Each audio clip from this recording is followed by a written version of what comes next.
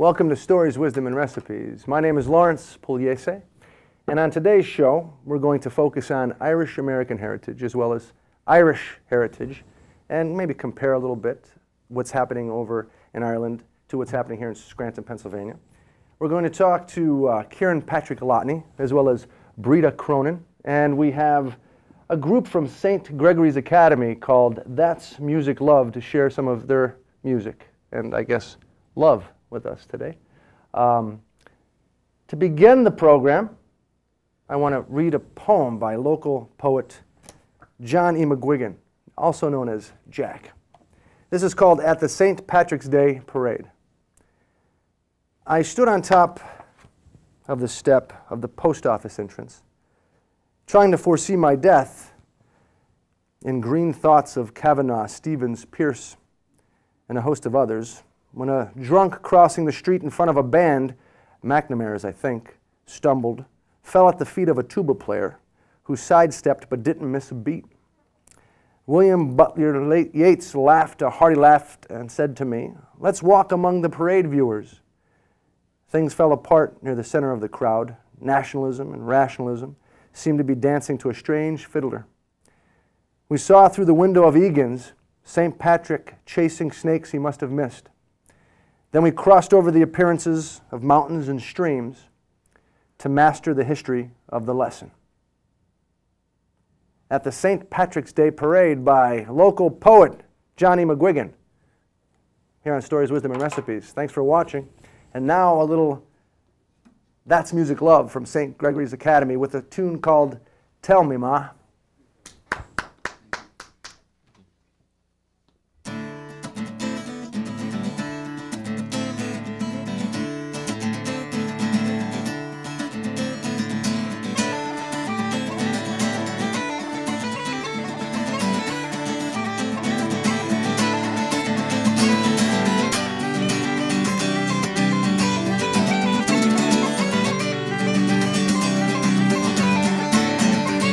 Oh, tell me, Ma, when I go home, the boys won't leave the girls alone. They pulled my hair, they stole my comb, well, that's alright till I go home. Oh, she is handsome, she is pretty, she is a belle of Belfast.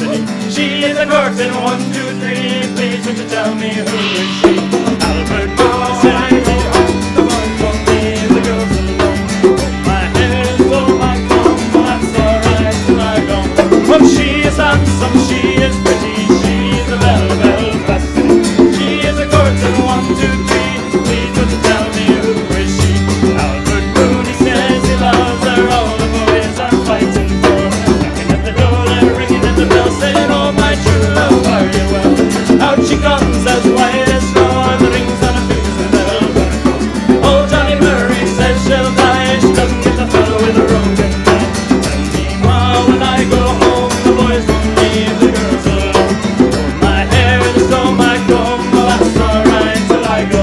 Oh, she is handsome, she is pretty, she is a belle of Belfast. She is a curtain, 1, 2, 3. Please would you tell me who is she? Woo!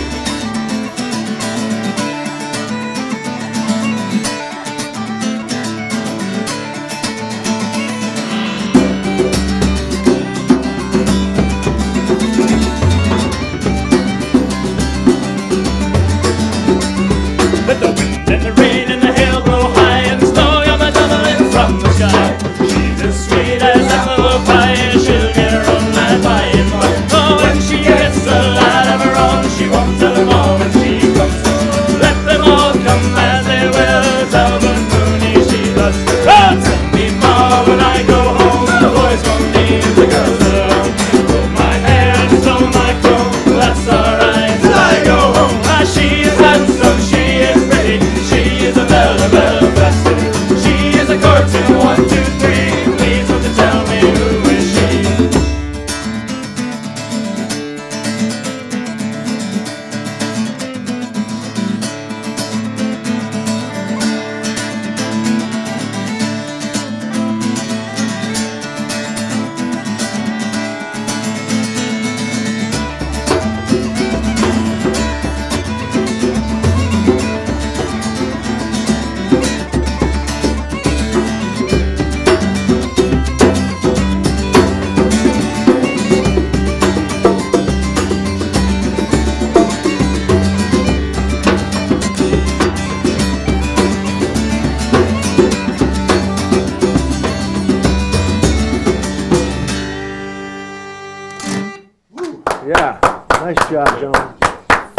That's Music Love. Some gentleman from St. Gregory's Academy in Elmhurst here on Stories, Wisdom, and Recipes. Do I have any scone in my beard?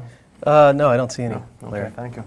Yeah, you have some all over the table, of course. Yeah, that's the way I am. Couldn't you use a plate? No, no plates. No plates here on Stories, Wisdom, and Recipes. A rebel show. My name is Lawrence Pugliese, and again, today we're focusing on our Irish-American heritage in northeastern Pennsylvania in honor of the St. Patrick's Day Parade coming up this weekend in Scranton. And I think they have one in Wilkes-Barre as well this weekend, right? Or maybe next weekend. That one's secondary, though, really, right? Yeah, who cares? Yeah. Sorry. No one watches this in Wilkes-Barre, do they? I hope not. No. But before we get into a dialogue with Kieran Patrick Lotney, the arrogant gentleman sitting next to me. Why I oughta. Why I oughta. I have a little information that some folks from Marywood wanted me to share. This is, what do I have here? Protest gathering info. On March 19th, there's a protest in New York City commemorating the second anniversary of the start of the war in Iraq. And there's a bus leaving from Marywood, I believe, at 7 a.m., returning at 9 p.m. And if you want to go, it's $20 per seat. For more information, call Daria Pamploni, and her number is 604-6018. Or you can email her at dpampaloni@ac.marywood.edu. Again, 604-6018. Daria Pamploni, if you want to go on March 19th to the protest gathering in New York City. All right. Okay, we want to talk about Ireland. I want to talk about, let's talk, well, you're Irish-American, right? I am indeed. I hope I got I'm that an American whose family, if you go back about 3 or 4 generations, came right over from Ireland. In fact...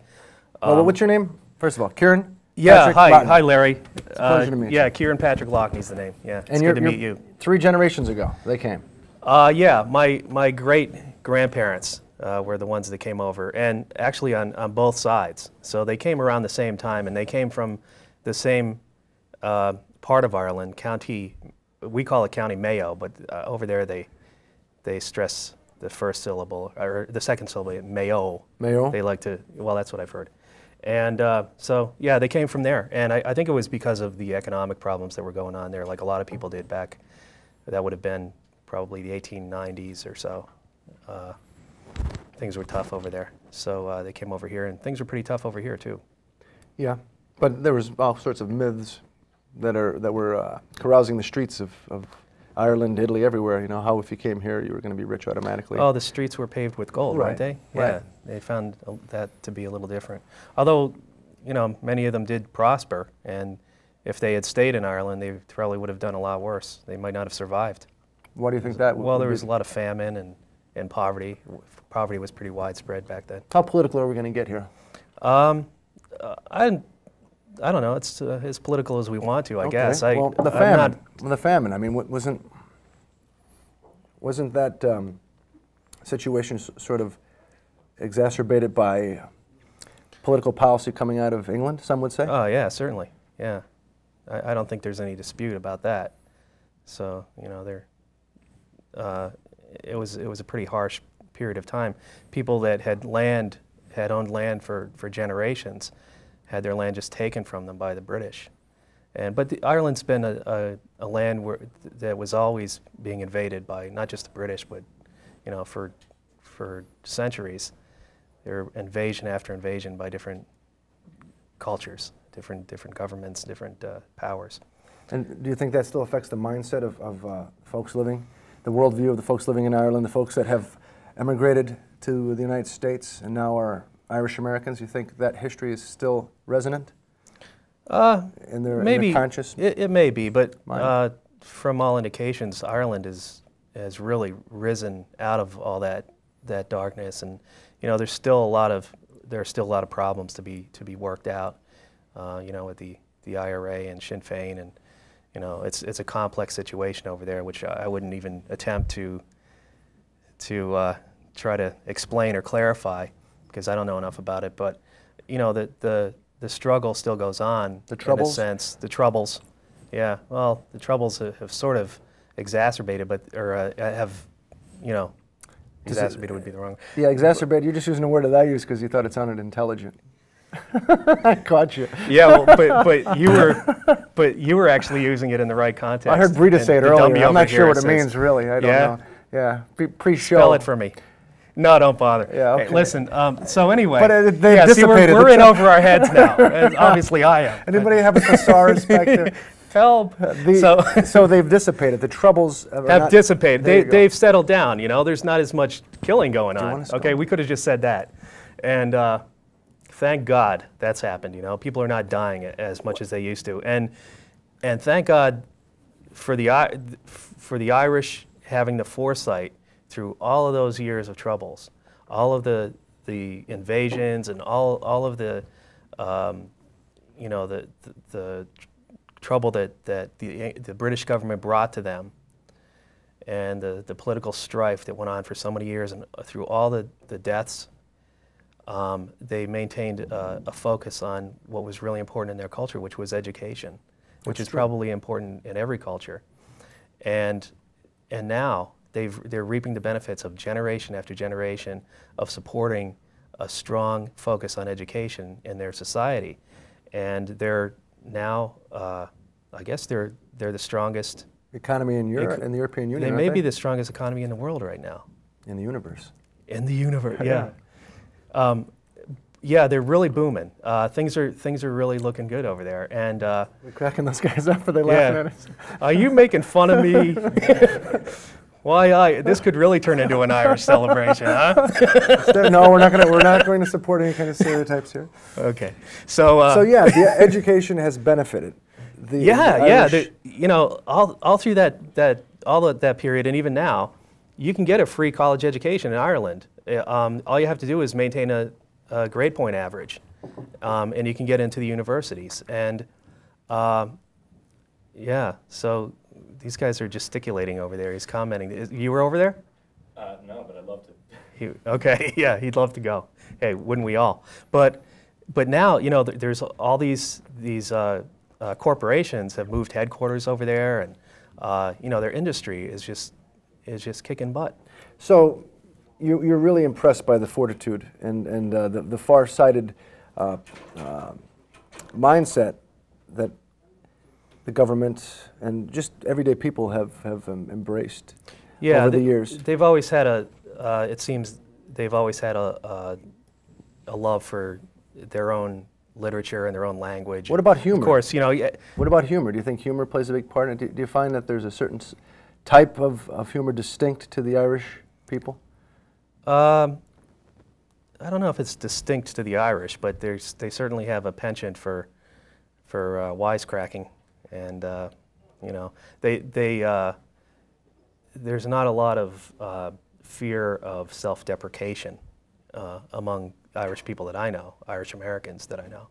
You know, we're not afraid to make fun of ourselves, and for the most part, I don't think they're very offended by, you know, this stereotype of, you know, the drunken Irishman or the fighting Irishman. I don't think people take that hard or that seriously, you know. I mean, people that are of Irish heritage, or people? Yeah. I don't think, you know, they're tough enough, and they have enough of a sense of humor about themselves to, you know, accept some of the bad aspects of the stereotypes that prevail about Irish people. You know, accept them, kind of brush them off a little bit, and not take too much stock in them. Although, if you talk about, you know, how intelligent the Irish are, how well read they are, or how, you know, they're willing to embrace those stereotypes, no problem. You know? And do you believe those stereotypes have some truth in them? It seems like Oh, they do. definitely. Well, They literature, in my view, some of the best literature in the world, some of the best poetry in the world, comes out of Ireland. Yeah, I'm not going to argue with that. You know, I mean, You know. a lot of my favorite writers are Irish writers. Who do you like? I like Samuel Beckett. A lot. I like James Joyce. I like Thomas Kinsella. There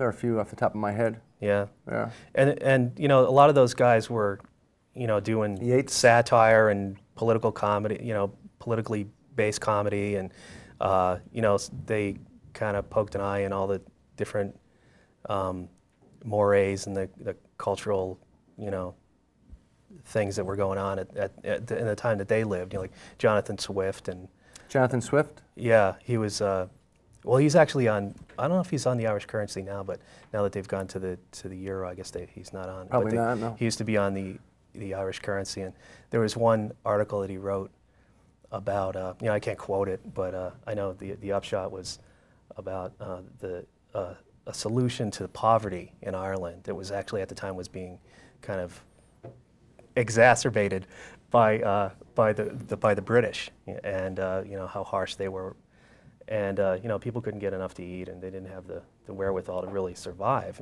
and people were dying. So his solution in this politically satirical article was to just eat the young, you know.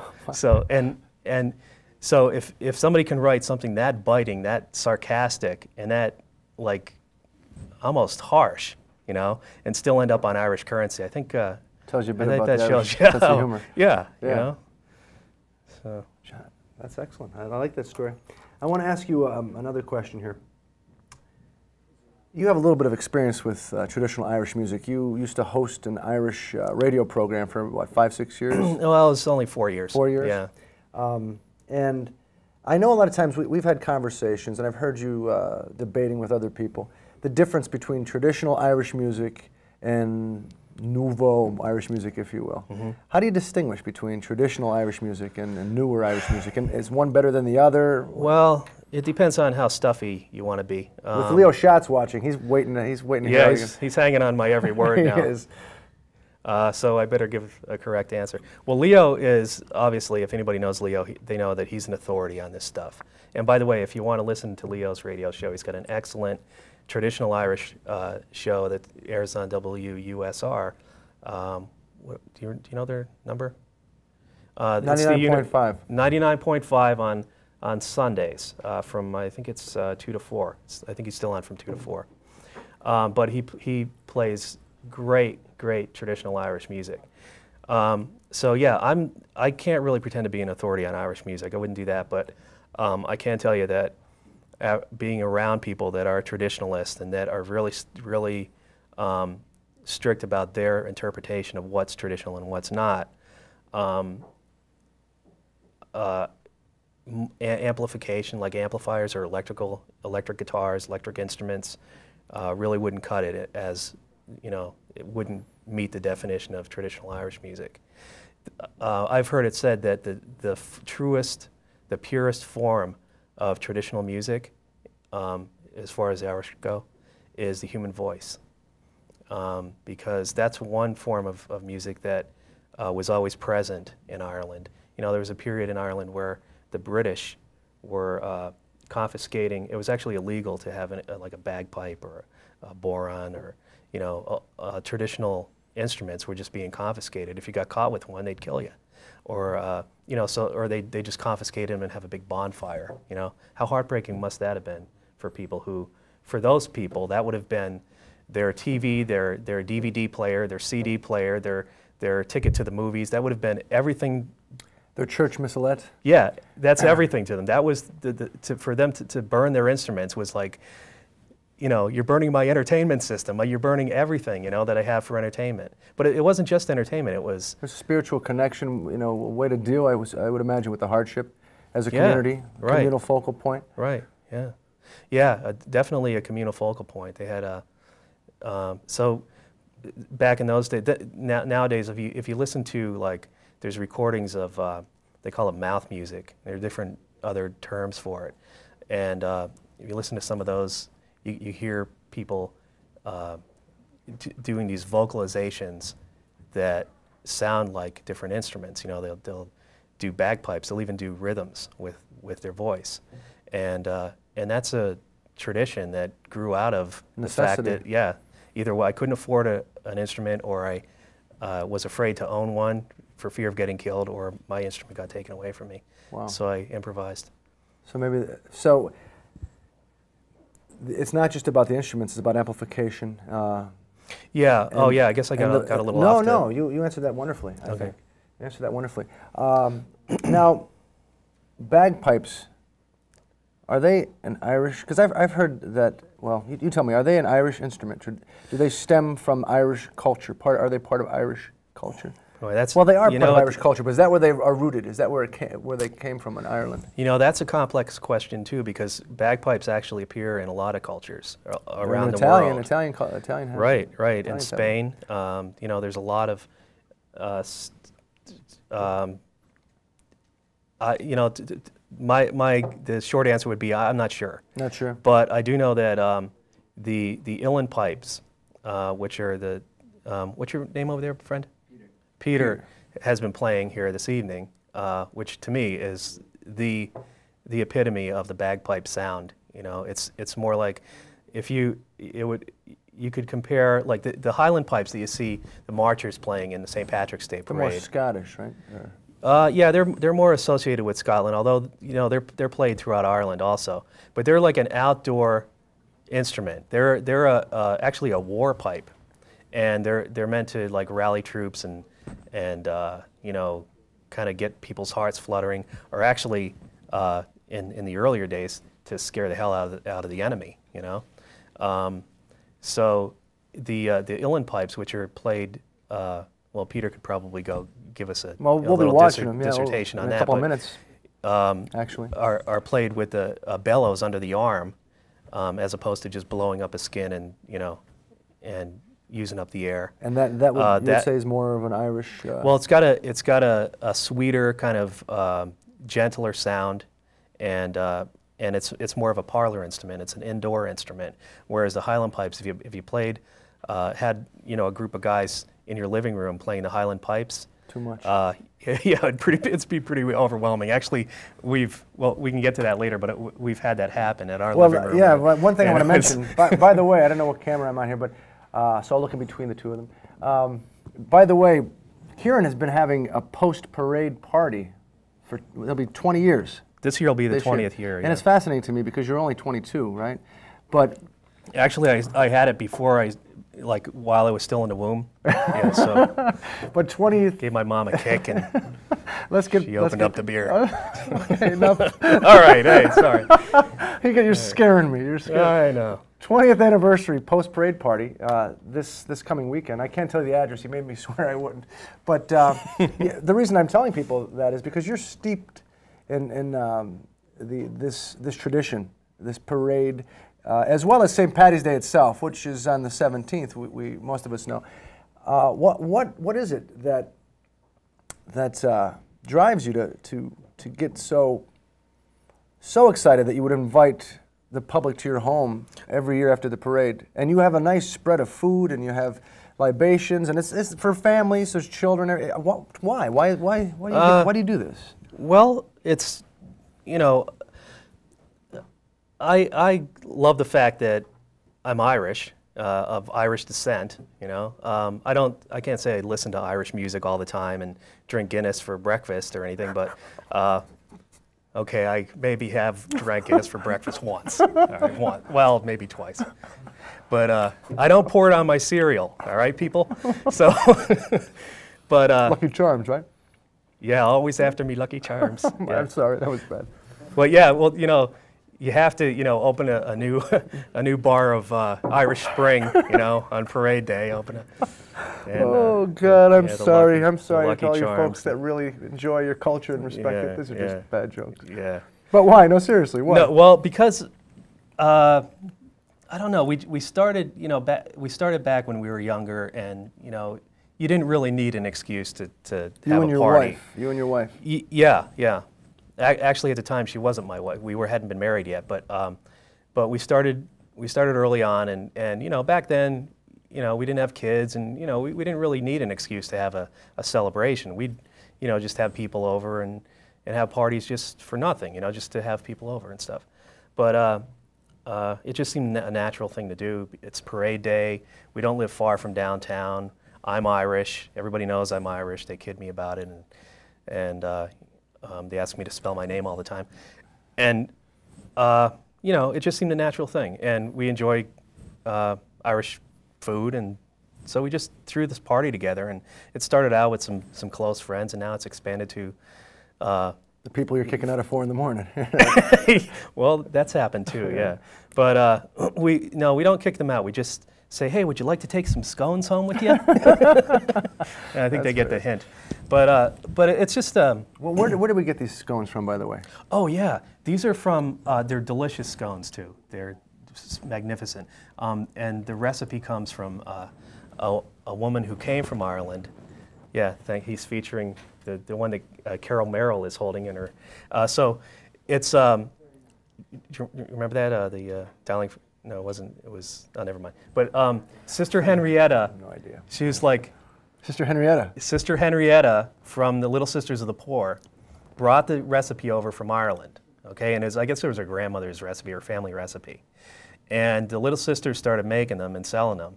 And I don't know how long ago, it must be, I guess it's over 20 years ago. And every year they bake them. And it's a fundraiser for this time of year. We wanted to raise give money for the, yeah, and you can buy them this week. When is this airing? This is airing Friday, Saturday, Sunday, Monday, Tuesday. Of this week? Yeah. Oh, great. All right, get over there Friday or Saturday because I think they stopped selling them Saturday. I think Saturday might be the last day. And that's over by Marywood, right? Yeah, it's on the Marywood campus. If you go back to the back of the campus, it's they used to call it the Maloney Home. I think it's called the Holy Family Residence now. That's right. And the number, if you want to order them, the number is 343-4065. And I want to thank Aaron McAllister for looking up that number for us. And the bag, they're $2 for Remember you told me if 3 scones. Remember you told me if you got verbose to interject? Yeah, well, you know, this was an important. Yeah, it was. 343. 3 scones for $2. 3 scones for $2. You Yeah. do the parade because you're Irish, and we're going to get back to that in a couple more. Should I say the number again? No. All right, we'll say it later. Okay, we'll say it later. And by the way, Sean Haggerty has a recipe. It's his grandmother's recipe for scones that we're going to be putting up on the screen later on during the credits. Yeah, the scone saw himself. He brought his grandma's scone recipe in. So make sure you jot that down if you want to make your own scones. But right now, ladies and gentlemen, right before we have Breda Cronin join us at the table, we're going to share with you one more time from St. Gregory's Academy in Elmhurst, a group called That's Music Love. And this time they're going to play for us Boney Ship the Diamond here on Stories, Wisdom, and Recipes. Enjoy.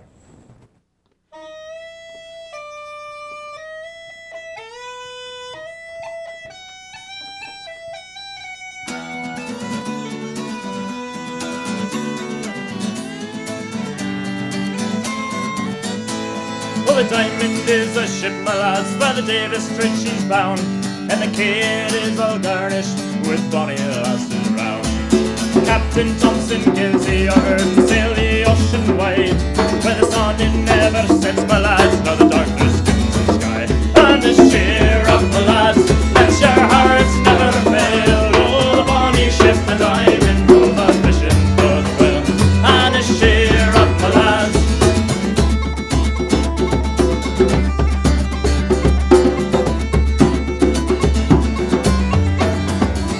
All along the quay at Peterhead, a lassie stand around, with the shawls all rolled about them and the salt is running down. Oh, don't you weep, my bonny lass, though you'll be left behind, for the rose will bloom on Greenland's ice before I change my mind. And it's cheer up, my lads, let your hearts never fail. Oh, the bonny ship, the Diamond, goes on fishing for the whale. And it's cheer up, my lads.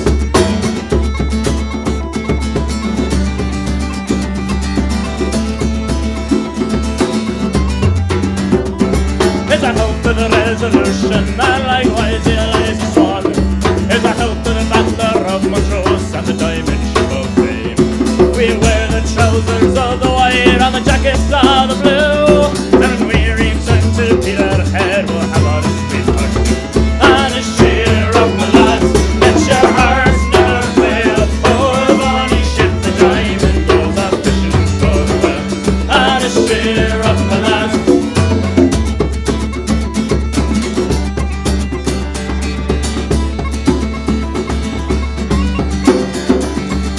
People cry today and night when the Greenland lad come home, with a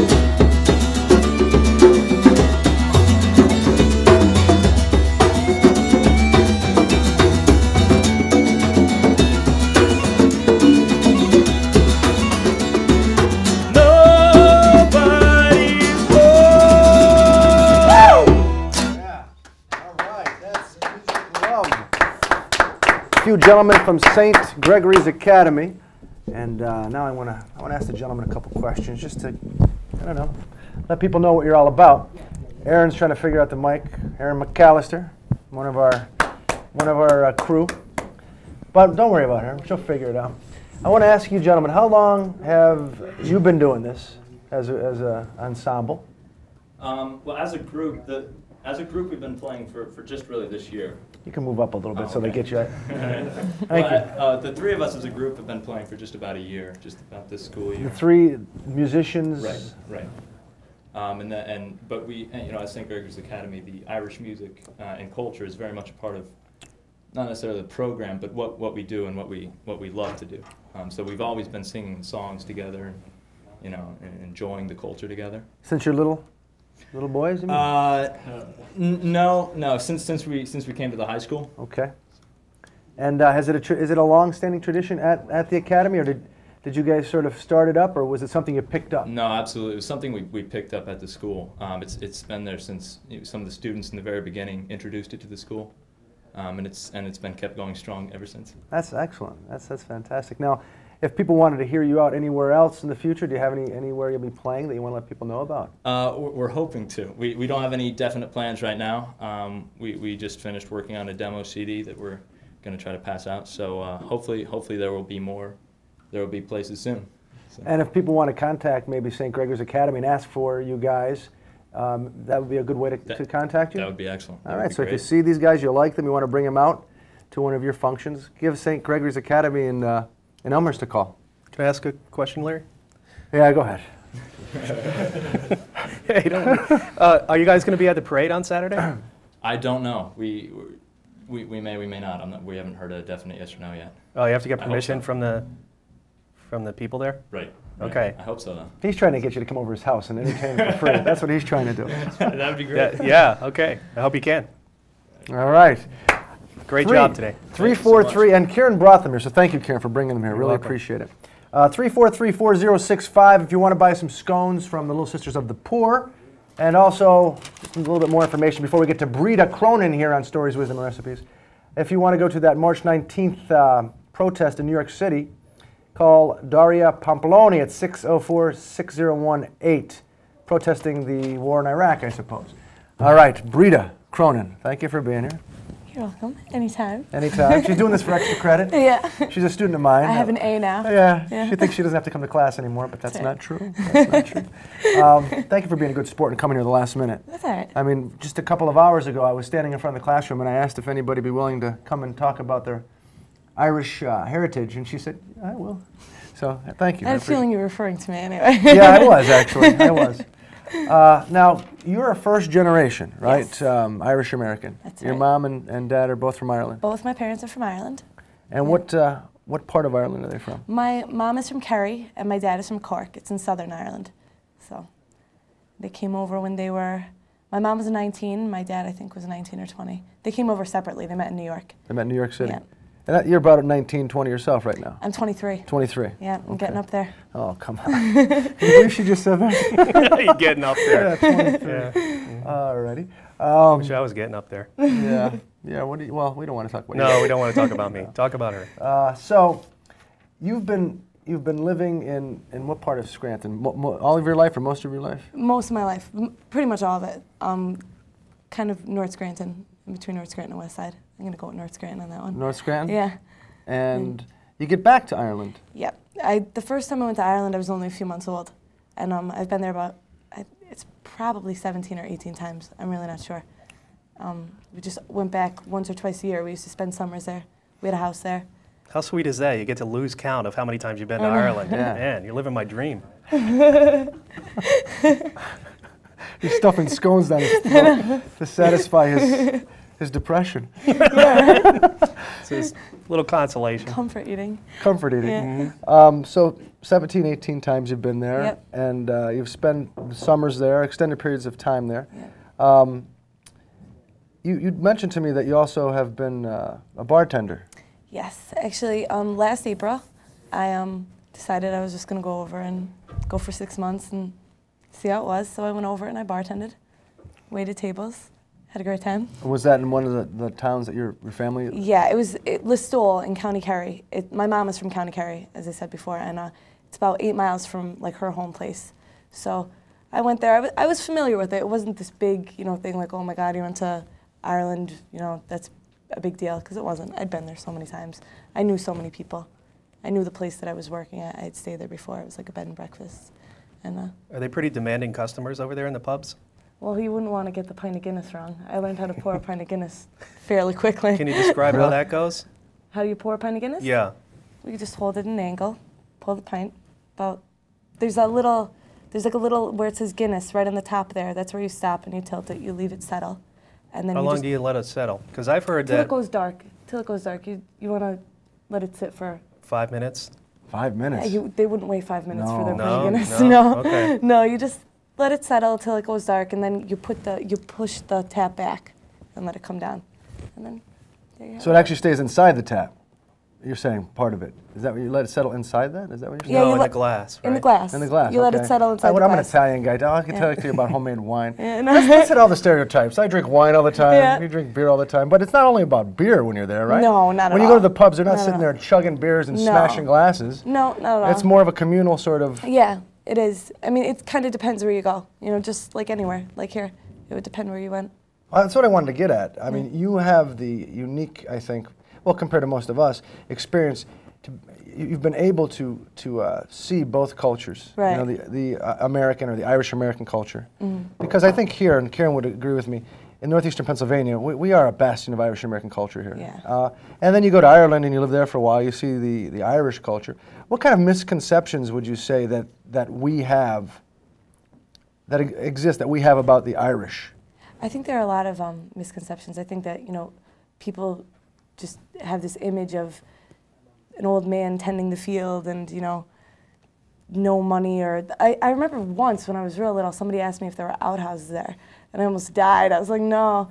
Like, it's very modern now. It's extremely modern. When I'd be bartending, the one place that I bartended at a couple places, was just a place where young people went, and they were playing rap music and Usher, and they'd go to the nightclub, and there'd be, they call it the disco, and it's just normal, just Metropolitan like sort of? Yeah, where I lived, it was small, and it would be more laid back than it would be here, but like, kids are the same, everywhere when you break it down, everybody kind of did the same thing. So it's not like just a very, not that there's anything wrong with this. I love rural lifestyle, but it's not as rural as people Right. imagine. It's not really what you see in movies. I think a lot of people picture that, or they just picture like that old man in a cap, you know what I mean, just going along. And yeah, you do see that. I'm not going to say you don't. Like, I used to get just as excited as any other American would when the cows would be crossing the road. Like, I'd be hanging out the window, and whoever was driving would be so mad, but I loved it. Yeah, it's pretty romantic. Yeah. It's pretty I mean, you have enchanting. both sides, like it's, yeah. Now, what about misconceptions that the Irish have about Americans? The Irish people are so educated. I was shocked. When I was living there, my 20-year-old roommate told me more about my government than I knew, which was really embarrassing. But, I mean... And I don't think that's abnormal. I think you're pretty much like most. Right. I was shocked. It was a bit of a wake-up call. I mean, I don't know. Everybody kind of thinks that they are big drinkers or whatever, and, maybe that they're kind of in their own world or whatever. They wouldn't know much about America. I don't know. They do. I don't know if that's what people think. I think that's what I thought for a while. So they My dad know would us. kill me if you heard that. They They know know us. us very well. It's shocking. It's shocking. And the coverage, you get all the news. I mean, there were times I'd sit there and ABC, Peter Jennings would come on. Like, they know what's going on. Would you say their day-to-day existence is similar to ours then here, like in northeastern Pennsylvania? Mm-hmm. Yeah? Yeah. I mean, it really depends where you are. I mean, if you're in Dublin, you're in a big city. It's just like New York. And Right. a couple hours away, you're in the middle of a farm, Right. It's completely different. But yeah, I think they had their stereotypes too, but I just think that that's over now, that they can, they watch the news, they see. Communication Yeah. has allowed people Yeah. to see what's really going on. Right. And a lot of them have been here, which is shocking too. It's not that far of a ride. Nah. Right? Mm-mm. How many hours by plane? 6. 6? Yeah, it depends. If you're going over, it's 5.5 Yeah. or 6. You're coming back at 7. Because of the 7.5. jet stream. Yeah. Now, you were in a town that I guess was the home of many writers. Right. And we were talking earlier about how important the written word is in the Irish culture in general. I think across classes, what have you, through different geographic locations, the written word is important in Ireland, I would gather. Right. You lived in this town, again, where many writers kind of hung out. What did you see in terms of how they viewed writing, or how they went through the process? Was it something? Were they like these alienated, sort of eccentrics in the eyes of other townspeople, or were they embraced as important figures? They were so embraced. That was kind of their claim to fame in Listowel. It's the literary capital. Listowel? Listowel. Listowel. Yes. And where's that in terms of? It's in Kerry. It's in the south. Okay. Yeah. It's about 8 miles from the beach. But yeah, the writing was huge. I mean, they had Writers' Week. They have famous writers. There's a playwright, John B. Cain, that was famous there, and he had a pub there. A lot of, I'm sure you've probably heard of him if you ever heard of Judge. I actually haven't. Oh, we'll take care of that. Thanks for thinking of that. And there's Brendan Kennelly, and they're just really famous, like not only in Ireland but in Europe. You know, they'd be very well known, and they had the Writers' Week and all these things where there'd be, you know, poetry readings, and it went on for a while. There'd be competitions, you know, for it, and just brought so many people in from other countries too, and they were never looked at as strange. If anything, I mean, everybody wanted to be like them. If anything, most people were writers there. Really? So yeah, most of them in Listowel. If not, they were the farmers. Farmers or writers? Yeah. Who are some of your favorite writers? Some of the guys you just mentioned? Yeah, John B. Cain. Well, I had read a little bit of John B. Cain when I was little, just because my mom has a shop, so all the books would be in the shop, so I would read that. And Cronin's, right? Mm-hmm. Yep. We'll give her a plug. Give her a little plug. What is it? She'll be It's on watching. Kaiser Avenue, right? Cronin's Irish Cottage? Yes. Yeah. Yeah, she's there. What's your mom's name? Nora. This is Nora's little girl. Oh, yeah. Breda. And now Breda, that name is that Celtic or Gaelic? It's or? Gaelic for Bridget. Yeah. How do you spell that? Well, it should be spelled Breda. That would be the traditional way, but for some reason my parents didn't think it was different enough, so they added an extra E, so it's Breeda. Yeah. Which is funny because I never hear that name here, but whenever I'm in Ireland, I hear Breda, and I'm Very looking common. around. I'm looking around, they're not talking to me at all, so it's a pretty common name. Did I get a signal and miss it? No, I don't think so. I'm getting lost in this conversation. It's fascinating to me. The writer you mentioned, his name again? John B. Cain. Now, do you remember some of the themes of his works? Well, I'm wondering why you liked him. He wrote a lot of plays. He wrote a lot about, you know, the hardworking, you know, Irish people. You know, he wrote the Matchmaker was very famous. Trying to Yeah, think. they made a There's film of 5. that, didn't they? Yeah, but I think there was an old version, not the newer version. There's Okay. a newer version. Is that the one with Tony Danza? Danza? No. Yeah, well, Thank you, Sean. what finer actor could do an Irish character than Tony? Danny DeVito. Why? Thank you again, I'm Sean. coming back there, Sean. Oh God, I lost my train of thought. Did you slip me a Mickey, by the way? No, I got no, it. no. My regular lemon zinger. That here was I me. always have- Was that you? Thank you, Breda. Thank you. Thanks. Thanks for taking a rap. So, we have a couple of generations here of Irish Americans, and I'm wondering, how important is this heritage to you as an individual? You know, I mean, how big of a part of it is who you are in your own mind? It's very big. I never knew anything other than it, you know. Just growing up, like my mom always had the shop. We were always going to Ireland. I never really thought it was that strange. Now when I think back and people are like, wow, you've been to Ireland a lot, or you spent a lot of time there. And it just never occurred to me when I was little, you know. The summer would come, we'd get in the plane, we'd be off, we'd come back for the school year. What does it mean, though, to you, to be, you know, Breda Cronin, Irish American? Does it mean anything to you in particular? Can you define it? Can you explain it? I can't really define it. I don't know. I never got asked that question before. Leave it to Larry. I know, right? Yes, the Put me unique on the ones. spot. Well, I'm proud of it, obviously. I'm very proud of it. I mean, I wouldn't choose to be anything else. I think a lot of people out in this area are proud of it. So it means a lot to me because I'm actually first generation. Yeah, you're very connected. Yeah, I'm very connected to it. Well, I'm going to dig deeper. Wherein lies the pride? Why are you proud to be Irish American, or to be connected to the Irish homeland? Are you trying to start a fight over here? No, no, not at all. I really want to get to the heart of the matter. I'm psychoanalyzing Bree. I wasn't told about this What part. are you so proud about? No, I didn't mean it that. I know. Did you slip him a Mickey as well? a mean Mickey? Maybe. A mean Mickey. Larry, just let me know when you need the taser. Yeah, you got the cattle prod back there, Sean. Yeah, why are you so proud? Yeah. That's the way he's seeing What me. are you proud That's about? the way he's seeing me. So this is becoming an Irish-Italian thing. That's what it always comes down to. No, I thought we were past that in Northeastern Pennsylvania. No, you gave me the supersata the other day. Yeah. You're good people All with right, me. all right. Yeah, We cool? No. All right. I'm at your house on Saturday anyway. I don't care. So did you figure it out while we're doing all I that? don't even know what you're asking me now. Why are you What- proud to be Irish? what Why makes am you I so proud proud? to be Irish? I don't know. I don't know how to. It's just in me, I guess. I'm just proud to be Irish. It's just- It doesn't go into anything political or anything like that. I wouldn't say that. I wouldn't even venture into go into the whole political aspect of it because Ireland to me wasn't something that I saw in the news. It was just like my home, like my other home. You know, it was where I was practically raised there. So I love it. I guess that's why I'm proud of it.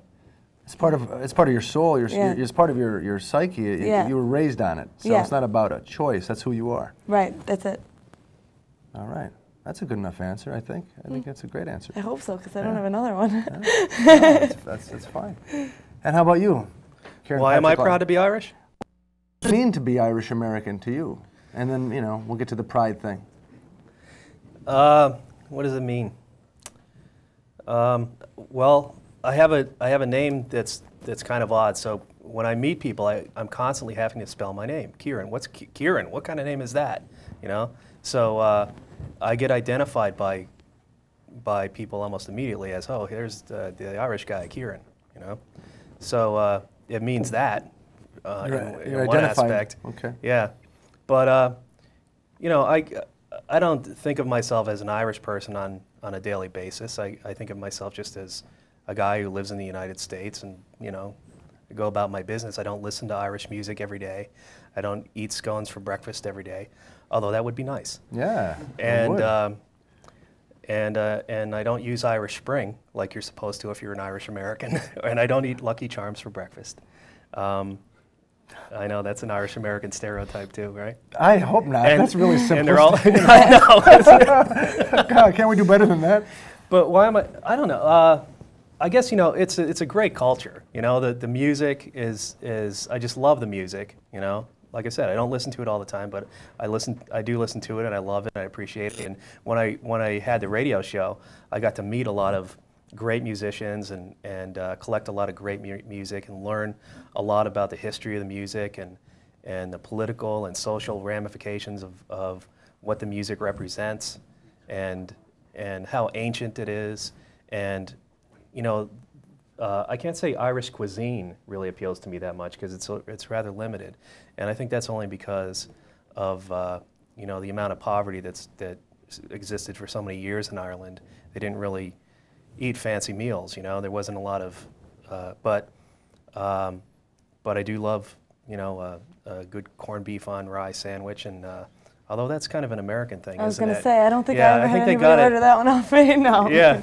Is that It's American? bacon and Yeah. cabbage. Bacon and cabbage. We call it ham and cabbage, but in Ireland it'd be bacon and cabbage. Yeah. And there's a traditional yeah. Irish breakfast too. I've had it. Oh, the fries, yeah. Yeah. They're- Yeah. Can you give us a little Is bit it of like bangers and mash and It's- stuff? And is It's that basically Irish sausage. So this is what you can have on Sunday sausage? after the parade if you want to be true to the Irish celebration. What would it be? It's Irish sausage, Irish bacon, which would be and then like eggs and mushrooms and baked beans. So you might want to call your cardiologist before. Yeah, you seriously. get in- Do you have to import a pig from Ireland to have Irish bacon? Is that the way that works? That would help. Irish Pretty bacon. much. You can get it in New York. My dad has been known to get in the car, drive to New York, get the sausages, and drive right back. Wow. And then do you have a libation with that meal? Do you have a beer with that meal? And do you have a cup of coffee with? I mean, I don't think you'd have a beer with it that early. Oh. No. I know I wouldn't. How about an Irish coffee?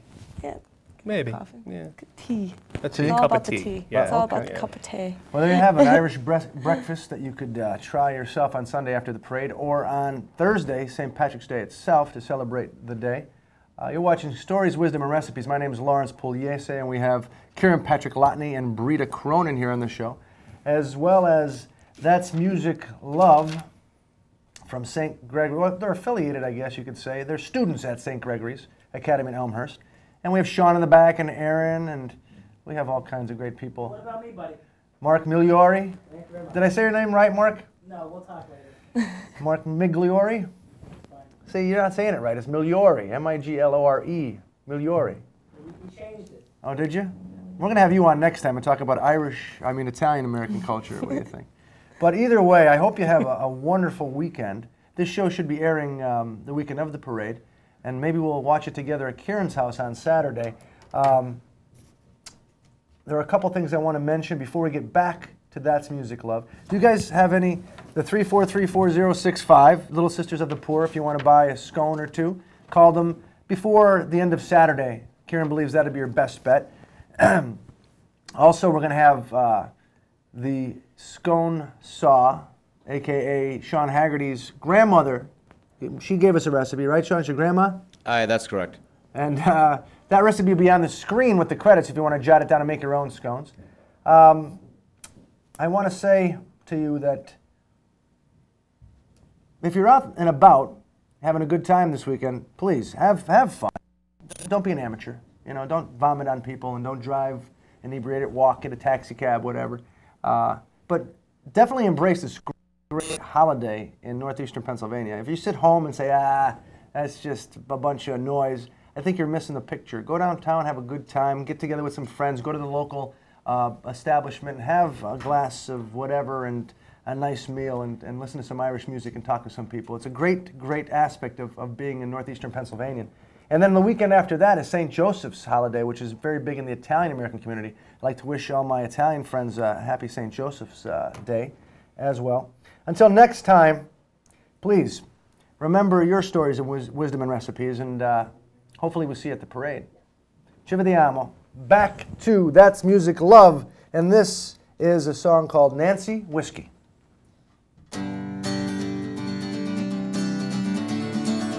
I am a weaver, a Calton weaver. I am a rash and roving blade. I've got money in my pocket, and I follow the roving trade, singing whiskey, whiskey, oh Nancy, whiskey, whiskey, whiskey, oh Nancy, oh. As the road's out one early morning, there's the whiskey I chanced to smell. I went and sat down beside her. 7 long years I loved her well, singing whiskey, whiskey, oh Nancy, whiskey, whiskey, whiskey, oh Nancy, oh. For I kissed her, the more I loved her. For I kissed her, the more she smiled. I soon forgot my mother's warning. Nancy whiskey had me beguiled, singing whiskey, whiskey, oh Nancy, whiskey, whiskey, whiskey, oh Nancy, oh.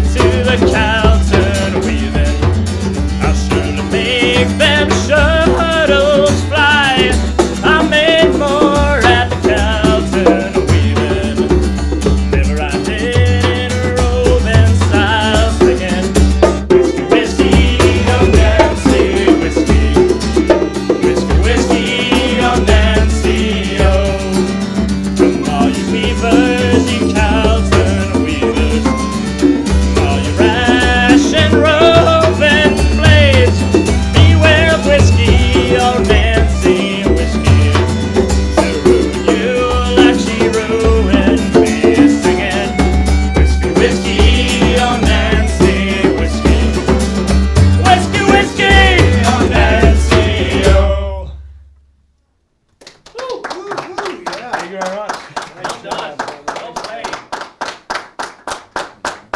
That was beautiful.